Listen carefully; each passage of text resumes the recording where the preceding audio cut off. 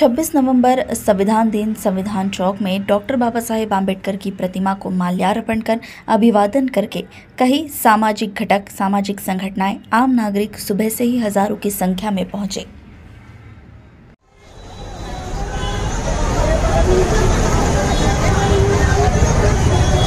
जय संविधान, जय संविधान।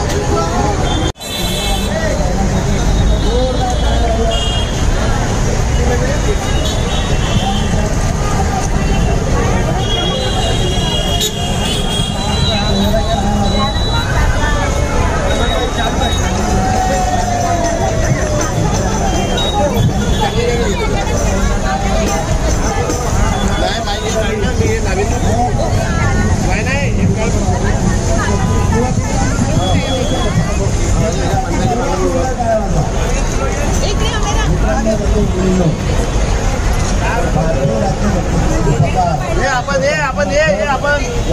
तिघे उभे राहू आपण तिघे उभे राहू नाव घेत असतं।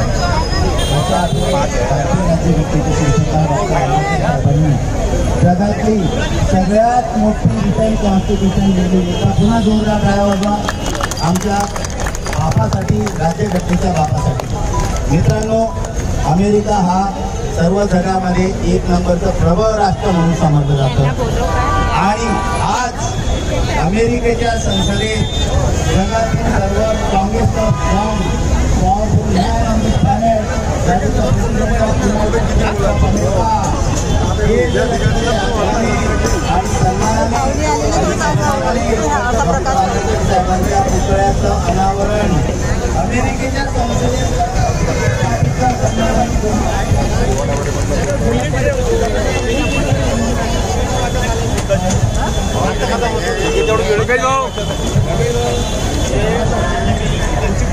जय भीम, जय भीम।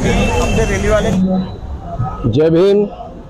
सारे भारतीयों को संविधान दिन के उपलक्ष्य में मैं हार्दिक बधाइयाँ देना चाहता हूँ।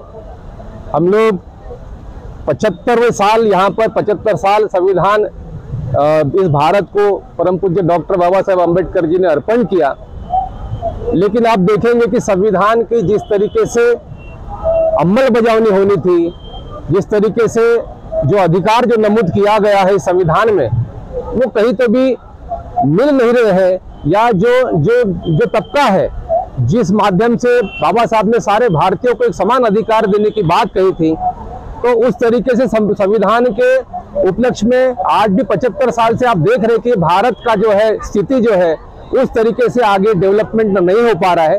इसकी बड़ी शोकांतिका है। परम पूज्य डॉक्टर बाबा साहब आम्बेडकर जी का नाम सभी को चाहिए, लेकिन उनके बताए गए विचारों पर कोई भी चलना नहीं चाहता है, क्योंकि बाबा साहब आम्बेडकर जी का जो रास्ता है वो बड़ा कांटों भरा है और बहुत ही कीमत उसको अदा करनी पड़ती है। तो मैं इस उपलक्ष्य में ये कहना चाहता हूँ कि 75वें साल में आज के जो भी प्रस्तावित सरकार है, या 75 साल में जिन जिन लोगों ने, जिन जिन पार्टियों ने यहाँ पर जो राज किया, उनको चाहिए था कि घर घर तक संविधान पहुंचना चाहिए था, संविधान के बारे में लोगों को बताना चाहिए था, संविधान के बारे में लोगों को जागरूक करना चाहिए था। लेकिन ये मंजर आज यहाँ पर भारत में नहीं दिखाई पड़ रहा है, क्योंकि संविधान अगर सारे लोगों तक अगर पहुंच गया तो सारे लोगों को उनके मौलिक अधिकारों के बारे में पता हो जाएगा और वो अपने अधिकारों की मांग इस सरकार से करने लगेंगे। देखिए, आज मीडिया भी जो है, मीडिया भी बिकी हुई है। जो 4 स्तंभ है संविधान के माध्यम से, उनका आपसी कोई तालमेल नहीं है, और ये जो भारत का जो संविधान है तो कहीं तो भी खोते हुए नजर आ रहा है।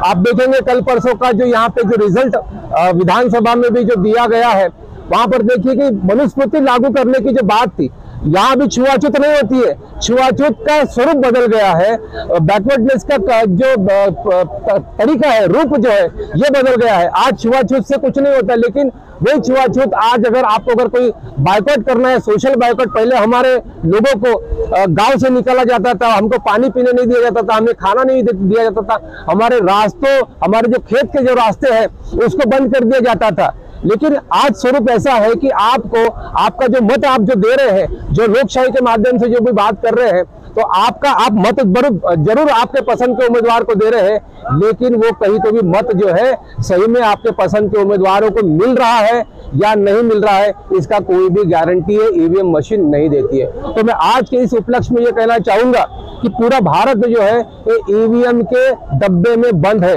ईवीएम के माध्यम से जिस तरीके से चाहे उस तरीके से आप रिजल्ट बदल सकते हैं, मैनिपुलेट कर सकते हैं। आप देखेंगे जिस बीजेपी की महाराष्ट्र में कोई बिसात नहीं थी, आज वही मेजोरिटी में अगर खड़ा हो रहा है। और यहाँ पर इसका मतलब ये होता है कि अगर बीजेपी को अगर पूरे बहुमत से अगर आप अगर चुन कर दे रहे हैं, तो इसका मतलब यहाँ का जो बेरोजगार आदमी है उसको पूरी तरीके से रोजगार मिल गया है। जो हमारे बच्चे जो स्कॉलरशिप से वंचित थे उनको भर भराते हुए स्कॉलरशिप मिल रही है। आज हमारा सब क्लासिफिकेशन का मुद्दा खत्म हो गया है।